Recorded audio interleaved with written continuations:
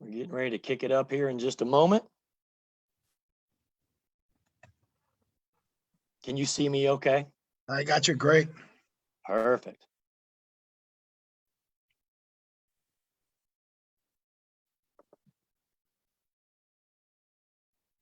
Thanks for having me, by the way.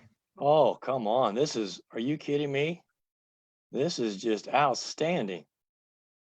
I couldn't be more thrilled. Thank you.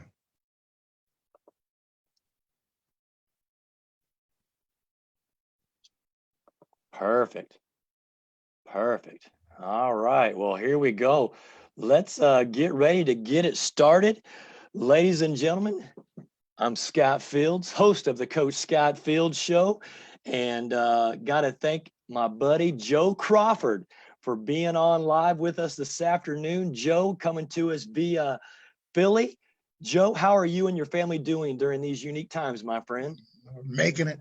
We're making it, Coach. Thank you. Everything's good. We're just like everybody else, just banging through each day, trying to get there. But we'll be okay. Thank you very much for having me, by the way, Coach. Oh, I'll tell you what, this is outstanding for our viewers and for everybody here at the show. Let me start off with a couple things here real quick.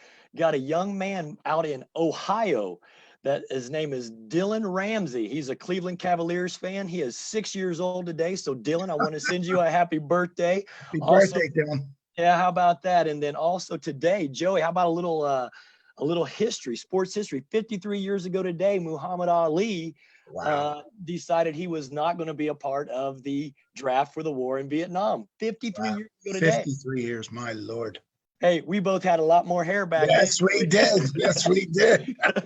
Hey, that's why it's fun, because we physically challenge brethren. We can sit here and have some fun with this. Oh, yeah. It doesn't bother me. There you go. There you go. Well, Joey, man, just for an introduction for the younger viewers around the globe who watch our show, you wore number 17, and I think you did that from 1977 to 2016, and over 50 NBA playoff finals appearances, 313 playoff games that you were involved with, over 2,000 NBA games refereed. Wow, how about that for longevity? You talk about luck, Scott. I was one of those guys that I didn't get injured. Yeah. And back in the day when you first started, even if you did get injured, you wanted to impress those older guys that you worked with, that that you could go through and break through. Because back then it was a 2-person system when I started. Yeah. My first 10 years. And it was challenging, but it's bang through those games. What are you going to do? You just go out there and do it. There you go. And matter of fact, did you do your first NBA game at the age of 26? I was lucky. I got in when I was 25. I think. Wow. Eddie T. Rush was the youngest. I think he got in like 8 or 9 years before me, and I think he was 24. But wow. I was one of those guys that all I ever wanted to do was to be an NBA ref. That's all I wanted to do. Yeah.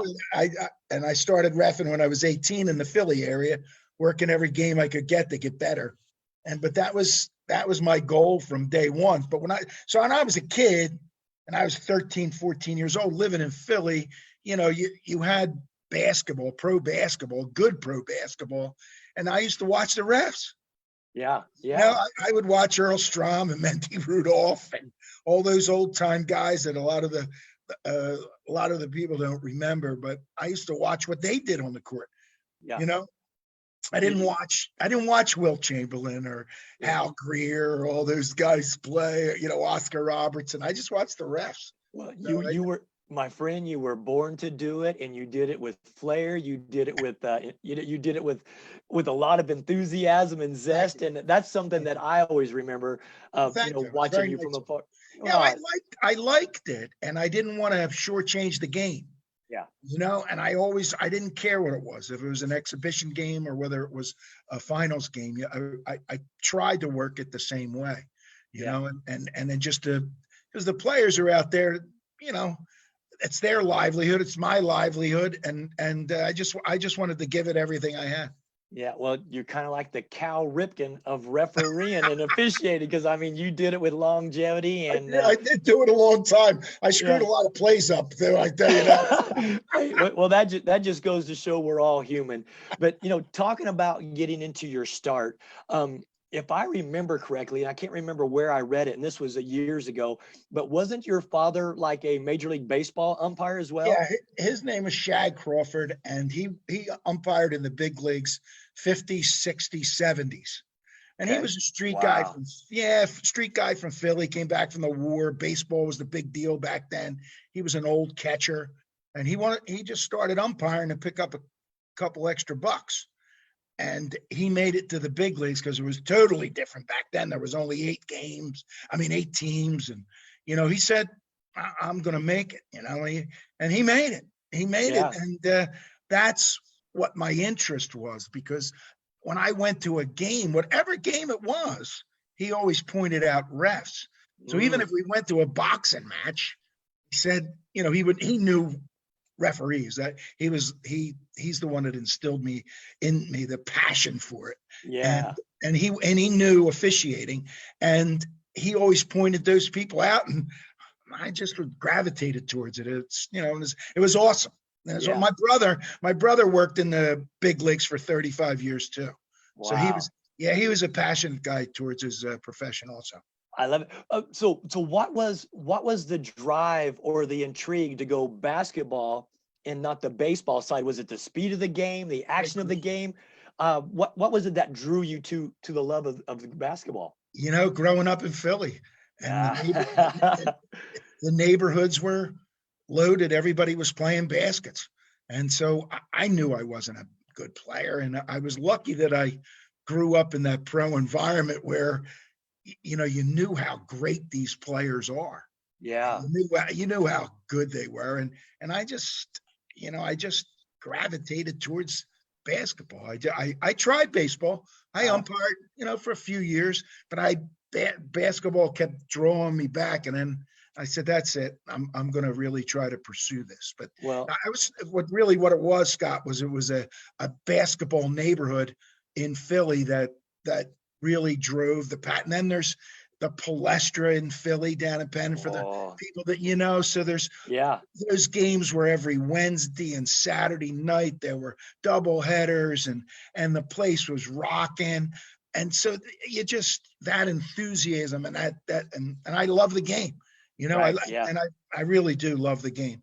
Yeah, see, you get that passion kind of like watching your father and seeing the technical side of it, the officiating side of it, Yes. and my love for basketball because I grew up in the state of Indiana.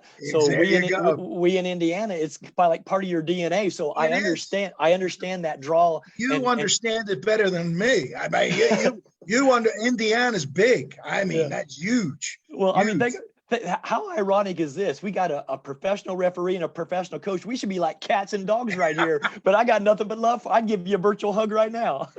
You know what, Scott? I talk about this a lot. I really do. And people, it sounds weird, but I'm so lucky with the NBA. No matter how many battles you had with a player or a coach, it doesn't matter. Like in this job that I'm doing now, I work for the league and I'm teaching officiating and I'm still all over the league. You run into retired players, retired coaches, and everybody's hugging. Remember that time? Yeah. And most of the squabbles and the problems that you had, they're gone. Just to hear the battle. Just that moment. It's just basketball. That's right. Yeah, and I tried to explain that to people too, that people get so locked up in it and they want to carry that drama and the press wants to build it up. But you know what? It's a flash in the pan. It happens. You move on from it. You got a job to do. Coaches have a job to do, and everybody go. Scott, it's competition. Yeah, it's right. competition, and a lot of people don't believe that. They really don't. A lot of people, fans, which is good because you love the fans, but Sure. it's good. It's part of it. It's part of what we do. Well, and I see you down in Vegas almost every year. And of course, the NBA Summer League and what it's grown to and how Warren Legary has taken that and, Awesome. made Vegas now the Mecca and all you guys are there together. And of course, I see, you referees and, Derek Stafford was a guest on our show about a year ago and he Great was guy. outstanding. Oh, just great people. And, Terrific. had fun, kind of chopping it up with him. And I was like, Right. boy, that'd be great to get Joey on here because all the years in the finals and just share some stories and experiences and, some of the good times. But let me ask you this, because now, of course, in Sure. that teaching role, like right now with the stoppage in play, do you guys have a lot of Zoom meetings where there's still a lot of teaching and instruction, Yeah. or what does that look like for you right now? Yeah, we're doing, I did about 7 or 8 breakdowns today on Mm. referees, Yeah. breaking down tape. We have this awesome, um, it's called Create Clips, and the NBA, I guess we've been using it for 2 years. We just clip the play. You can get it now from like 9 different angles. Wow. Oh, and Wow. it's awesome. So we're doing that today because we don't know what's going to happen. We don't know what's going to happen with this Yeah. hiatus. So we're trying to stay ready. So Sure. we're talking to refs all the time about this. There's 5 people that do my job throughout the United States, and we're interacting with all the referees. Plus, our boss Monty McCutcheon Mhm. is his we'll have conference calls and things like that tomorrow again. It's like once a week, once every 2 weeks, where we try to come together because we like actually seeing one another, to be honest with you, Well, because sure. We all you do. like, Yeah. yeah, you like the Monty does a real good job of the reassurance of giving the guys the confidence that we're still here and we're still going to perform. And it's hard, but Monty does a real good job of keeping the guys together. Right. Well, and again, you want to keep your mind fresh. You want to keep your Yes, mind sharp. You want to, yes, you want to stay on top of things. yeah, And think about that when you started off in the late 70s and here we are 2020. right. How has technology changed the way that you teach or that you're able to prepare or things that you're looking for as a referee? Because I can only imagine because technology as a coach and the tools that we have to teach to show angles and certain things. I would think for referees and officials, it's the same thing because I mean, there's so much out Fabulous. there at your hands. It's fabulous. When Yeah. I first started, you didn't, Scott, if a coach said something to you or a player said something to you, your remark was, I got it right. And Yeah.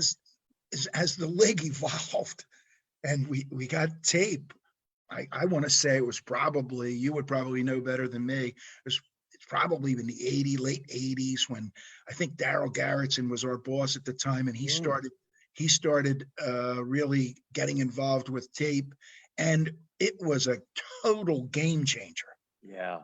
because now you can see your mistake, and now you can teach your mistake, and you can show the mechanics. We have our playbook too, Scott. we Oh have a, yeah. we have a manual. This is where you're supposed to be, and this is why you missed this play.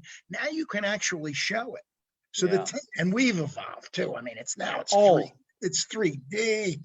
It's all kind, it's tremendous stuff, but it's a total game changer. A yeah. game changer because what you're doing is you're not only reffing the game, you're trying to beat that tape too. Because Yeah. when you walk in that locker room, now Sure. you have the access to plays immediately. So Yeah. now you can put the headset on. You can talk to Secaucus, New Jersey, where the That's replay right. center is. They're saying, "Can you give me that play at 6:16 of the first quarter?" And they bring the play up. And you're talking to the 2 people in the locker room. You're going, "Hey, this is why we missed this." And it's fabulous. It's Yeah. fabulous for everybody. And it has made us really, really, really better. Really You know better. what? Joey, let's talk about that for a second because I think the NBA has done a phenomenal job with the transparency Yes. of what we do, and like you Totally say, agree. that evolution and how we evolve, and I mean, just like the coaches challenges. And I'm sure that's going to get better because I don't even really think the coaches really understand what the coach's challenges in or how they want to use it. And you got like 30 seconds to be able to use that coach's challenges now. And you know that rule better than me. So Yeah. please, if I misrepresent it, correct me. No, you got it. No, you got it. Yeah. So are you in favor of that to make sure that the game continues to move forward? Yeah, coach. What it is that referees just want to get it right. Yeah, right. They want to get it right. So if the game, if they're going to have coaches challenges, the reason that they have it is because we have that material to use to get it done quicker. Yeah, yeah. Where before, it took time. You're now talking to the truck. When it first started, we were the talking replay sitter. We were talking to the producer of the truck the truck that was doing the broadcast for the teams. Wow. And then now now we have our own. So everything is evolving and it's getting better and better and better and better. So I mean, it's awesome because that's all the referees want to do is get it right. I think about it a lot. How many out of bounds plays or how many plays at the end of the game, a 2 or a 3 that I missed. Yeah. Yeah. You know what I'm saying now, coach? Sure. Because now you just have the equipment, headset, boom, you got it right. Yeah. And that's what it's about. I don't want you to lose your job, and your job is predicated on wins and losses. Yeah. I mean, come on, let's be honest. Sure.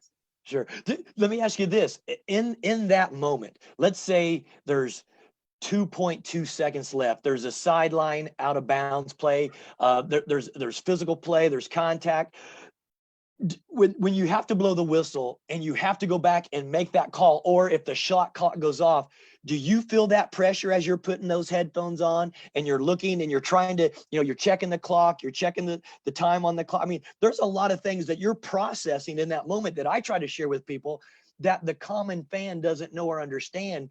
But what is that pressure like to be under the headset saying, okay, hey, what did you see there in Secaucus? And, what did we miss, or how can we get it right, or where should that clock be, or was it a touch, or again, there's a lot to process right there, Joey, and I want you to share that with the fans that don't get that part. Tremendous question. I think it's just like good coaches, good players. When you get to this level, get to the NBA level, everything is about how you react under pressure and duress. There you go. So at the end of the game like that, the cooler and calmer that you are, that your demeanor is very cool and calm, and you are now over with that headset on.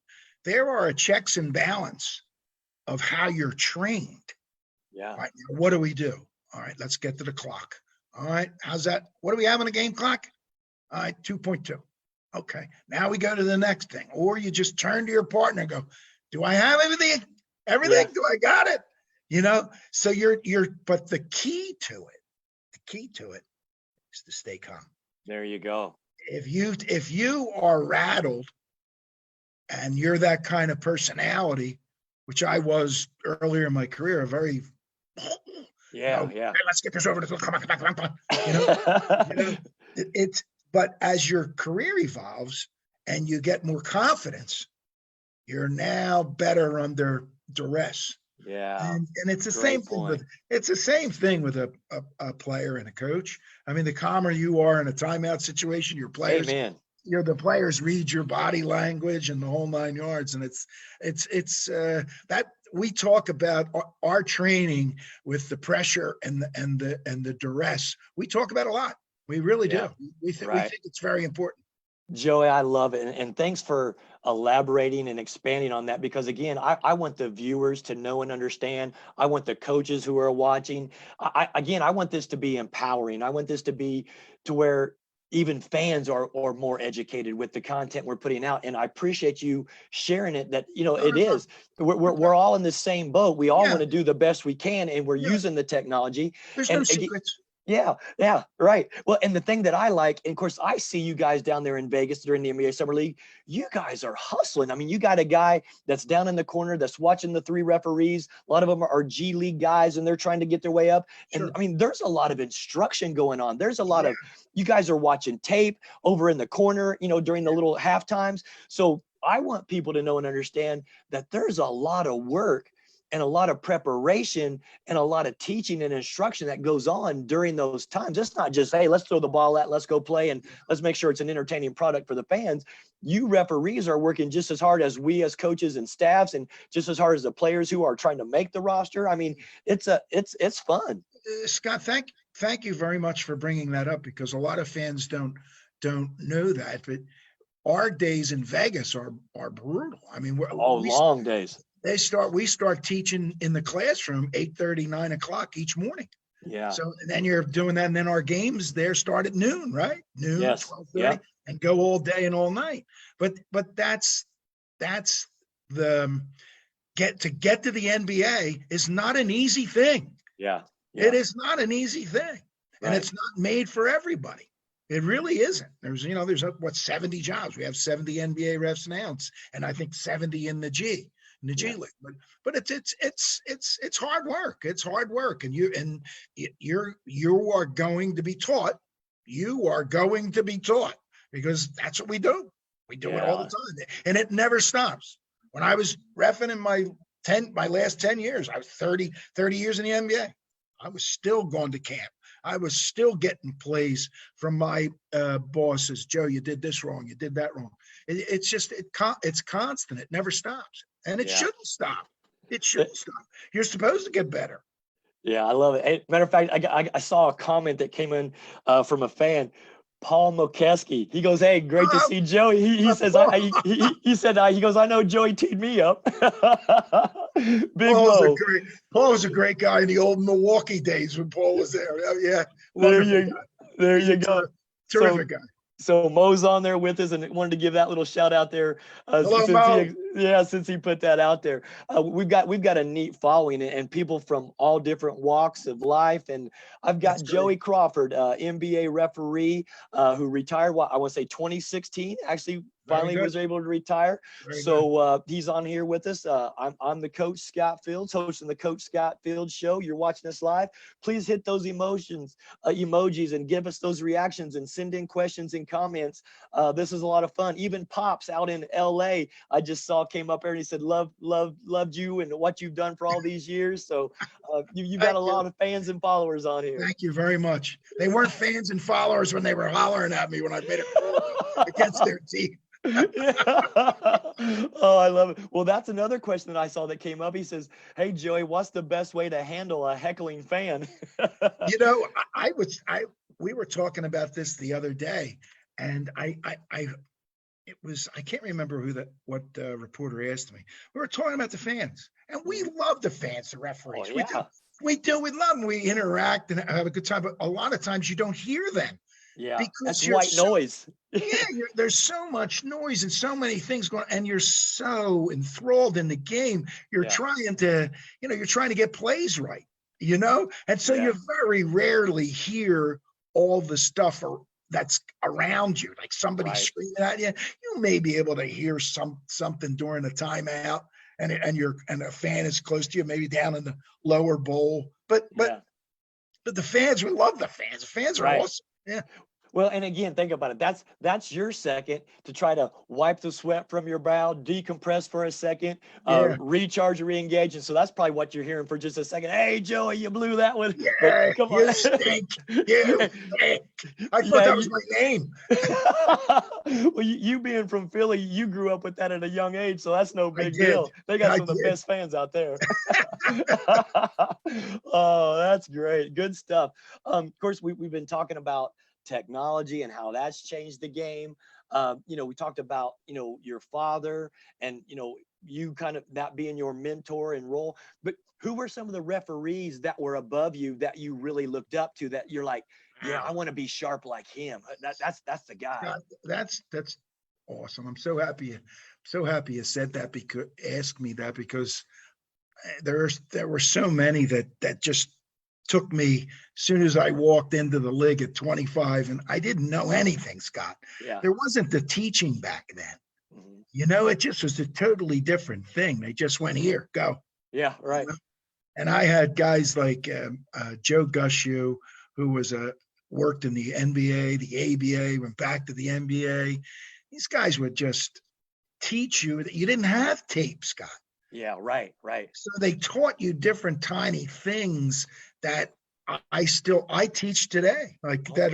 that are 44 years later that are still appropriate, you know. Yeah, But those guys were all basketball crazies, you know, yeah, and they yeah. loved NBA reffing. Daryl Garrettson, Oh, Joe Crawford, these guys, Earl Strom, Jake O'Donnell, yeah, Hubert Evans, yeah. these Tommy guys, Nunez Tommy and Nunez from Phoenix, they were yeah, just Dick wonderful. Bavetta. They were all, yeah. Dick got hired like a year before me, so Yeah, so there was those people that took you under their wing. You needed them desperately because it was a two-man system back then. right. Yeah, that had to be harder for communication to work Oh as a my team. God! But So, yeah, it was oh, hard. Yeah. so is there a big difference with communication? I'm asking because I don't know, between a 2-man and a 3-man crew on, where you're supposed to be and how you communicate and how you signal to each other, what segments of the floor you're watching, or how does that work for you? In a two-man system, it was like do whatever you could to get the Just where try to you get could down there. get to where you could see the play. Yeah, and break up that Really? fight. Or No, break up that yeah, fight. yeah. We had fights all the time back then. But then Yeah. the three-man system came in, and Daryl Garrettson put the three-man system together and did an absolutely fabulous job. Most of the concepts that he put in 30 some years ago are still used today. Wow. Changed a little bit because the game has changed with the threes and the layups. So our mechanics, which we call them, have changed a little bit. But Daryl really formulated that 3-person system. But back in the 2-man days, it was almost like, how Do do the I best get you can. did whatever you could. But the Yeah. key to that is that if you were when I first broke in, that older guy was so important because I didn't know what I was doing. So he would just put me on his back. I mean, before a game, an older referee would just go like this, jump on, Yeah. as you're walking out, because Yeah. all you did was you followed his lead. Yeah. You did what you tried to do what he did. It was a totally different ball game working 2-man. I got you. Hey, I just saw another comment that came in from one of the viewers, and I like this. Coach Jaffa Solomon. He says, Joey, what did you do to stay in good physical shape all those years? Good question. Yeah, tremendous question. What a lot of people don't know is that the referees are weighed 3 times a year. Oh, wow. Yeah, so there's a weight requirement that you have, but you are in the gym all the time. It never. I probably hired a trainer in probably my 10th year and had a trainer all the way to the end of my career, because you just have to do it, Scott. Yeah. You have to. Well, you just have, like an athlete. Yeah. So physical training and probably nutrition and diet was very, very important. I mean, to take care of yourself, because an 82, game regular season, that's a lot of wear and tear with the travel. And again, I try to remind people that, what, the games are one part of it, but yet the preparation, the breakdown, the learning, the travel, getting yourself from city to city, gearing up for the next game. And there's a lot going on there. Yeah, that's probably the most difficult thing is the air travel, because you're not chartered. You're flying commercial, and it's hard, and you're gone 20, 25 days a month, and our referees are really, really in good shape. Oh, They're great professional athletes. people, and they work hard at their profession, our guys. And it's hard. I mean, they do a great job, but they keep themselves in shape. They're in the gym every day. Most of our guys every day. It's just part of what you are. It's a part of the profession. Right. How about, of course, you've been to, of course, and again, I say you've been, but you earned the right to call in the NBA finals multiple years. What was one of your favorite finals series to call? What happens, Scott, when you get to the finals is there's usually 35 referees that start the playoffs. Hmm. Then they whittle it down to 12. Okay. So out of that 12, you each referee gets a game because that's all they know they're going to play is four. Somebody's Yeah. sweet. So Yeah. it's three referees times four is 12, obviously. So Hmm. you get a game, and then they whittle the 12 down to whatever they want. Game five, whoever Yeah. worked game one, or maybe somebody from game two comes in and works it. But I those finals games, obviously my first one was a 86 on Houston and Boston. And Wow. it was in Houston. And that one I had no idea. That was a two-person system. That was Okay. me and Jake O'Donnell. And I'm not afraid to say it. I was petrified. Oh, okay. No. I was petrified when I walked out on that court, and I was I'm a pretty confident guy, and I Yeah. walked out there, and Jake looked at me. Thank God I was with him, and he said, "As soon as we throw the ball up, we'll be fine." Yeah. There you go. Just a pregame jitters. And we threw the ball up, and we were fine. So that one was big. But then I was lucky enough. I had 3 game sevens in the Wow. finals. So Wow. that I mean, nobody's talking. The atmosphere, and our players are just so good at our level, as you well know. Oh, yeah. And Yeah. now you're at the last game of the last series, and it's just Mm, awesome. But I yeah. also had that game that they say maybe the best game ever in the NBA was Game 6 with Miami and San Antonio, where Ray Allen hits that jump shot. Yeah, Chris Bosh rebounds. Ray Allen gets the corner. Ray hits Yeah, this. but the thing that I really and I talk about this a lot at podcasts and speaking engagements is when I look back at it, one of my regrets is that you don't really remember Uh, games because you're so intent yeah. on plays. Like every 24 seconds you're going, throw it out. I got through that 24. The crew got through that 24. The crew got through that 24. So Yeah. you don't remember Yeah. great games or great situations. Like somebody came at one of the guys that take care of our locker room would walk in with a score sheet at the end of the game. And then, just small talk. You're standing, have a bottle of water. And the guy says, Jordan had 40. I didn't know he had 4. Yeah. Yeah. You're so locked in. You're locked in. It's just a different thing as a referee. If a referee knows he has 40, they're not a referee. Yeah. Because you're trying to call plays. You're trying to see what's legal and not legal. Yeah. And so when I look back at all those games and all those great moments in this tremendous league, I don't remember a lot of it. Isn't that awful, Scott? No, actually, Joey, I understand because, I coached professionally over in FIBA for many years, Right. and I was so caught in the day to day that, whether it was press conferences or staff meetings or, practice or player development time or, Right. just breaking down video. I wish I would have taken more time to appreciate the country and the culture and the language. And I look back at it now, like, why didn't I get pictures of that? Or why did? You understand better than anybody. Yeah. Scott, you understand. I mean, my wife came with me one time and we were in San Antonio, and she says to me, and I'm in the league like 25 years. She can't come and she says, "Where's the Alamo?" I went like this. I've never seen it.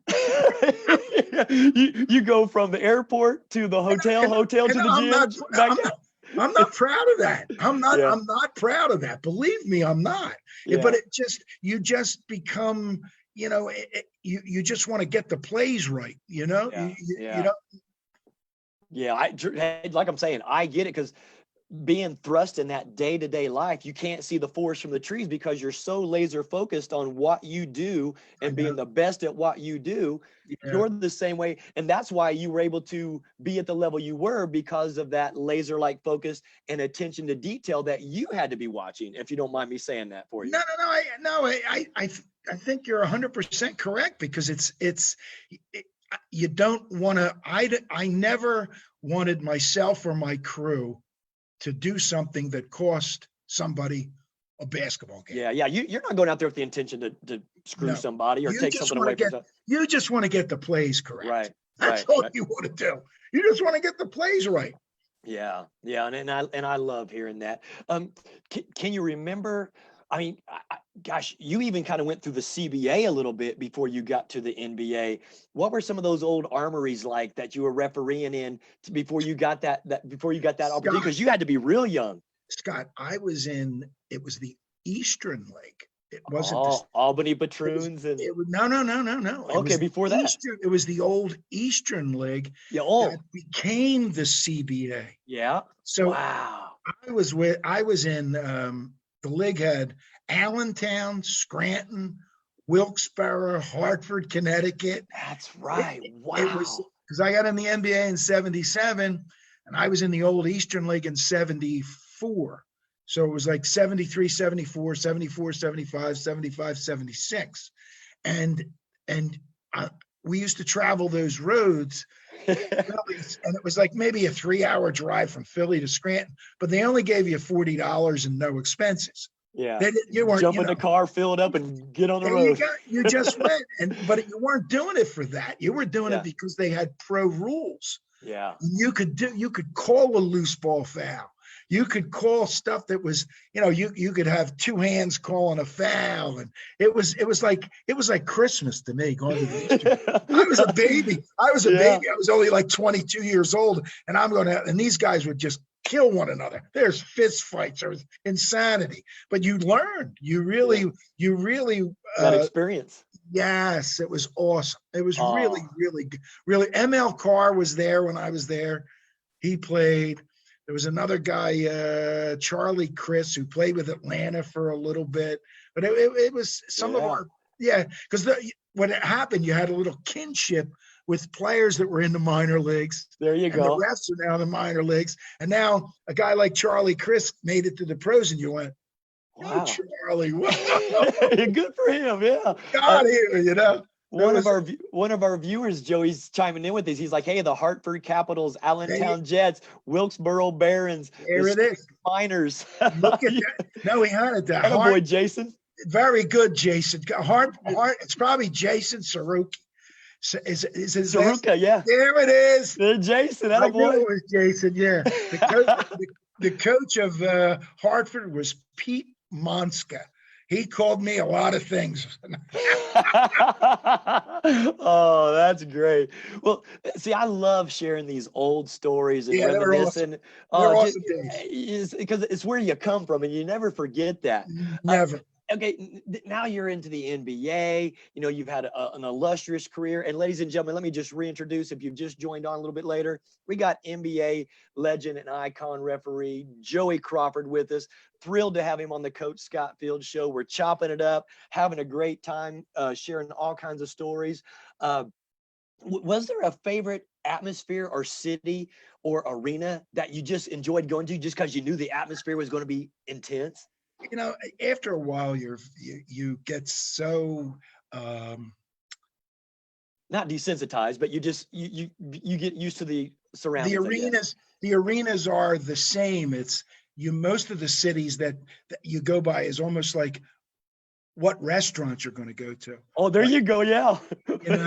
Like Milwaukee, there's an Italian place right across the street from the arena there in downtown Milwaukee that was my favorite. And that's how you took towns, because when you threw the ball up, it was all the same. Gotcha.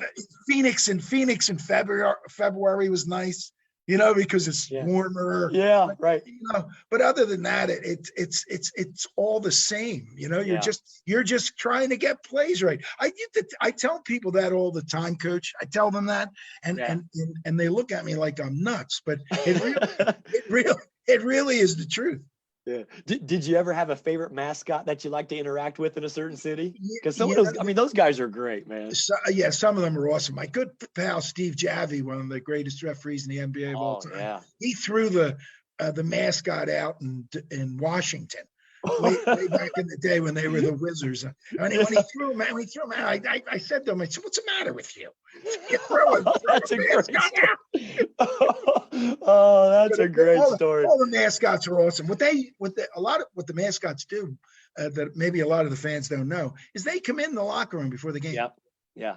And they talk to us and say, "Listen, is there certain times that I should never come up to you and Nice. start talking?" And you appreciate that because Sure. you may just got done calling a technical foul on a player or a coach, and now here comes a mascot, and they're interacting with you, and they want you to mess around, and that coach is looking at Yeah, that. he's fired up. They don't want you out there smiling like that. Yeah. Well, you got to respect that they're going to Absolutely. respect your boundaries, No.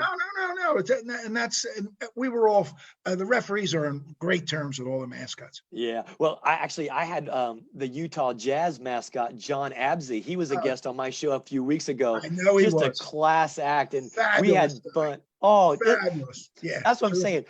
I wish people knew the fraternity and the great group of guys that we have that we get to do what Awesome. we do with, Oh yeah. Oh no. It's like you said, that competition brings craziness out, but after the competition, then we're back to being human beings. Yeah. Well, what do you miss the most now that you are retired? Is it the just preparing for the game? Is it just the adrenaline rush before the game? What is it that you miss the most?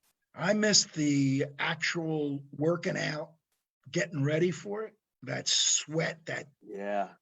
uh, Trigger all those endorphins, right? I do, and I miss the refs. I miss that before and after. Yeah. And Yeah. that before, everybody's a lot different, but after that game, and you got through that game, and nobody's chasing you to the locker room, and you're hugging, and that's Right. I miss that fraternity, that type of. I miss that a lot. Yeah, To be because honest. you guys are strong colleagues, and you guys are a team as well, and it has to feel good for you guys. You're like, hey, no, we did a great job. Yes. We controlled it. Nothing got crazy. There were no fights, and the Mhm. flow was good. It was an entertaining product, and Yeah. you guys have to pat yourself on the back for that. Well, you know it too, Coach. You know it when you walk in. If there's going to be problems, Yeah. when you walk in, and there's my wife gets mad at me because when I say it, I said there's not a better feeling in the world to walk in with those two other referees and just look at one another after you went through 48 minutes of that, and it's a good feeling. Well, you guys create such a bond with each other that's probably like a marriage where you guys can finish each other's sentences after you've Yeah. worked with somebody for so long, and you know where you're going to eat, and you're like, oh, here, I'm just going to go ahead and order his red Yeah. wine, and Yeah. you know what he's going to have after the game. You've been a part of a team, and that's exactly what happens. A lot of the people you're together more than you are with your wife. Yeah, yeah, You're that's the hard together. part. Yeah, Sure. so you're and a lot of the people you get along with, I mean, really, really well, and they become most of the people are family. They are family. Sure. Did you ever have favorite guys that you just love to just have that camaraderie with on the court? I mean, was there Charles Barkley or someone you're like, oh, come on, Charles? I mean, who was fun just to really just chop it up with it and get out there on the court? Because I mean, you're doing your job, he's trying to do his job, but who did you enjoy just being like, okay, come on, Charles, quit throwing that elbow? There was a lot of them, but back in the day, Ricky Mahorn was awesome. Was just awesome to be around. John Sally was terrific. Spider. Yeah, Jeff Rowland was a terrific guy. Barkley was awesome. Barkley got a lot of technical fouls, but he was a very upfront guy. You know, the next He's just game, competitive by nature, just competitive. yes, that's all. And the next game, those types of guys. You know who else was a awesome guy and a funny guy was Manute Bull.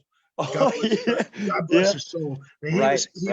He was a terrific guy. And another guy that people were uh, deathly afraid of, and God bless his soul, is Moses Malone. Yeah. Moses was terrific to interact with on the floor too. Most of the guys were. Yeah. Right. Yeah. Really, Yeah. after that, because they had to get, if you missed a play or something happened, they had to get back on to the other end too. They had That's to right. play offense or defense. So they understand, they understood too. Yeah, you bet. I can remember Derek Stafford sharing a story, and he was talking about Scottie Pippen, and they had an exchange there on the baseline, and Scottie was upset that he wasn't getting a call, and Derek said, "Well, if you don't quit punking out, maybe you're going to earn the respect, and you're going to get that call." And of course, a lot of people in the upper deck, they don't get to hear that or feel that or know what that's like. But I Right. mean, that's just effective communication with you guys, with the players who you're trying to provide a service for and keep them safe and protected. Yeah, that's your goal. A lot of people don't know that or don't understand that, but you don't want anybody to beat that player up. Yeah, right. That's your job. Yeah, So your yeah, job when you walk out on the court as a ref is I'm not going to allow that player to beat you up. That's part of my job. yeah, right. That's right. That's in the rule book. That's part of my Yeah, job. So yeah, you never want that to happen, coach, ever. yeah. Do you ever remember a confrontation or a fight where you got them separated and you probably thought, dude, why are you messing with him? Because you're going to get kicked. I mean, can one of those stick out in your head? I do. Very good. I'm a young ref, two person system.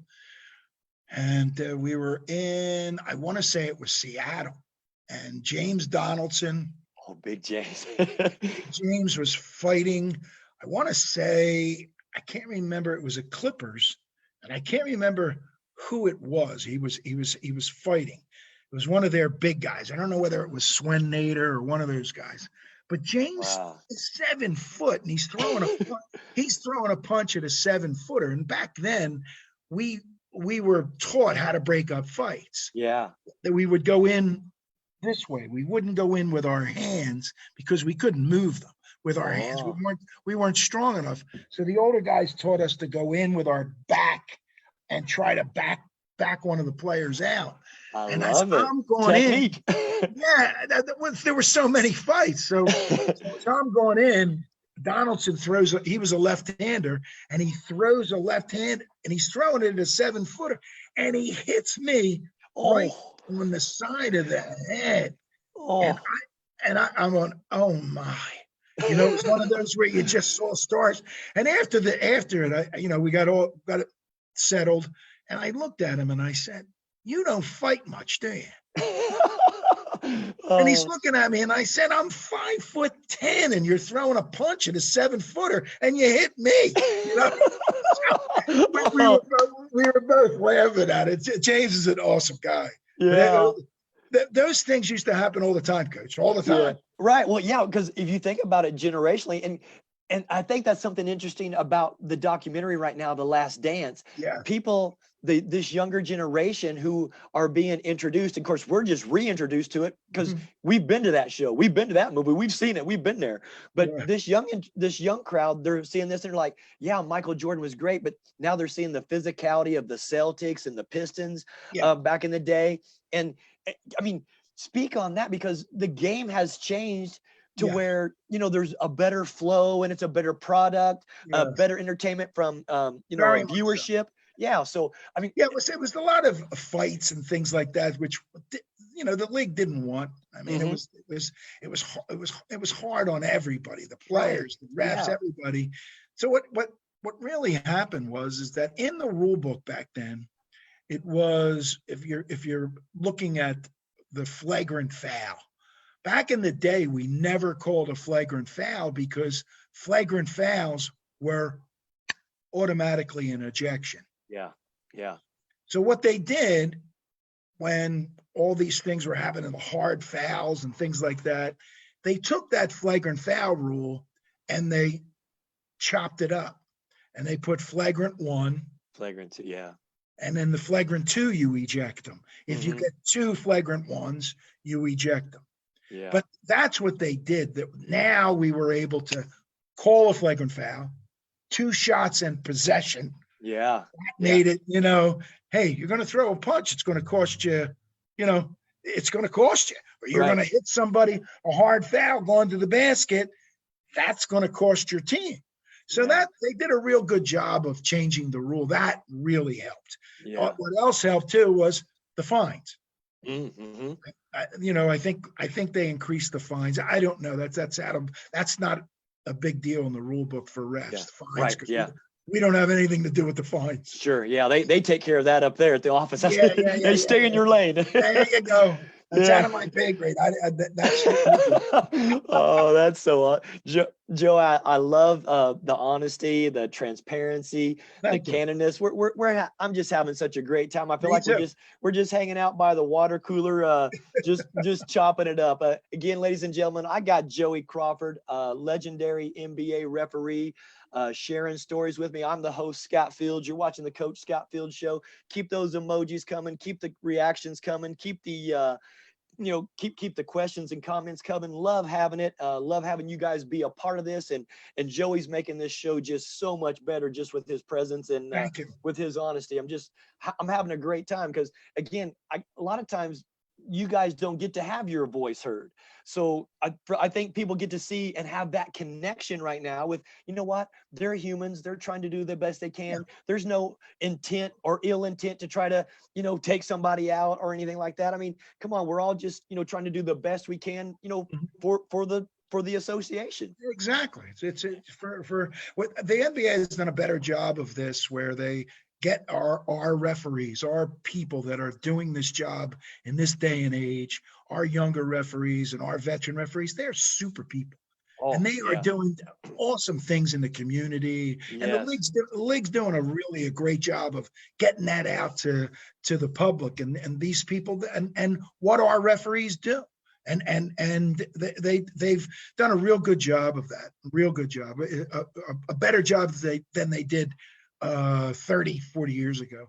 And Joe, thanks for speaking on that, because bringing awareness to that a lot of people don't understand the NBA Cares program and the Oh, it's awesome. Habitat for Humanity programs Yeah. and the things that we do as a community to help and give back to the communities where we go in and serve in the outlying areas. Oh my God. Yeah, Basketball without borders. I mean, it's come on. Right.